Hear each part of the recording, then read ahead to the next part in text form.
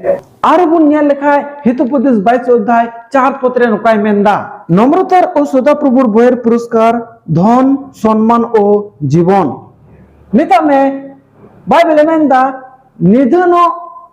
रेया आर ईश्वर बतौर रेया पुरस्कार ईश्वर चिका एमो आय और ओना दो चेक कना ओना दो हुगो कना धन सम्मान और जीवन निता में आम बड़ी अखेम बदल लेनखा धर्म हरतेम ताड़ाम लेखाय ईश्वर नुआ चिकामाय